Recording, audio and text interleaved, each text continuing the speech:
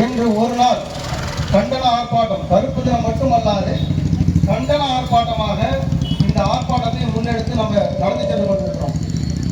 ஆகையால் இங்கே வந்த சகோதரிகள் அனைவருமே துணை முதல்வரிடம் மட்டும் கிட்டத்தட்ட 3 முதல் 4 முறை மனுக்கள் அளித்துள்ளோம்.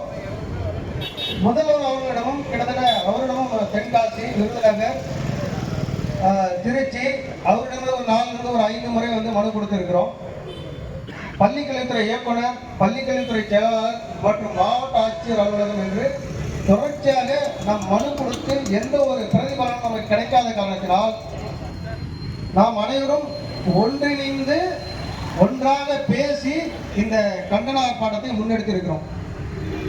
தொடர்ச்சியாக இந்த போராட்டம் இன்றுடன் முடியும் என்ற நம்பிக்கையெல்லாம் இந்த போராட்டத்தை முன்னெடுத்திருக்கிறோம். அதே நேரத்தில் இந்த அரசு தொடர்ச்சியாக நம்மளை வஞ்சிக்குமானால் நாம் அடுத்த கட்ட போராட்டம் தொடர்ந்து நம்ம செய்வதற்கு முன்வர வேண்டும்.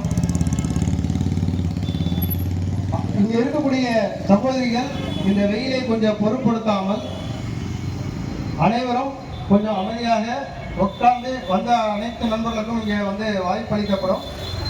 உங்களுடைய எண்ணங்களை நீங்கள் இந்த மைக்கின் வாயிலாக பிரதிபலிக்கலாம். தொடர்ச்சியாக நம் பத்திரிகையாளர் சந்திப்பும் சந்திக்க இருக்கிறோம். அதை தொடர்ந்து கோஷமிட இருக்கிறோம்.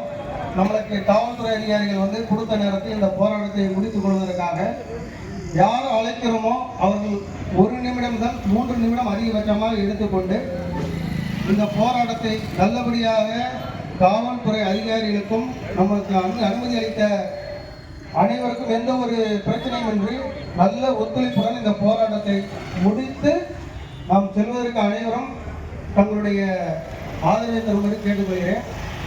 அடுத்து கோஷமிடுவதற்கு இமாம் சாதிக் அவர்கள் கோஷமிடுவார். அதை தொடர்ந்து அடுத்தடுத்து நண்பர்கள் பேசுவார்கள். யாருக்கேனும் விருப்பம் இருந்தால் தனிப்பட்ட முறையில் அழைத்து பேசுங்கள். நாங்கள் உங்களை அழைக்க பேசுவோம். எக்காரணம் கொண்டும் அரசுக்கு எதிராக யாரும் பேச வேண்டாம். நாம் வைப்பது இங்கே கோரிக்கை மட்டுமே. நம்மளுடைய வாழ்வாதாரத்தை கருத்தில் கொண்டு நாம் கோரிக்கை வைக்கிறோம், அவ்வளவுதான் ஒழிய நம் அரசுக்கு எதிராகவோ அரசுக்கு எதிராக எந்த சதிஷ்டம் எதுவும் தீர்க்கவில்லை. நாம் ஓராண்டு தேர்வு எழுதி முடிவடைந்த காரணத்தினால் இன்று கருப்பு தினமாக அனுசரிக்கிறோம். அதை நினைவில் கொள்ளுங்கள். இன்று நமக்கு கருப்பு தினம் 24/2/2024 அன்று இதே நாளில் வகுப்பறையில் உட்கார்ந்து அனைவரும் தேர்வு எழுதினோம். இன்று அதே 24/2/2025 அன்று நடு ரோட்டில் அமர்ந்து எங்களுக்கு பணி வாய்ப்பை வழங்குங்கள் என்று நியாயமான முறையில் இந்த அரசிடம் கோரிக்கை வைக்கிறோம். இந்த அரசு இதையும் மீறுமானால் அடுத்தடுத்த கட்ட போராட்டங்கள் இருக்கக்கூடிய 3092